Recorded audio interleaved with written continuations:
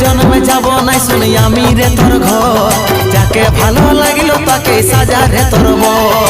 ভুলে যা তুই আমাকে, কিবা হবে রে দেখে, ভুলে যা তুই আমাকে, কিবা হবে রে দেখে, মূর্ছিত হওয়ায় আমার চেহারা। যতক্ষণে তোর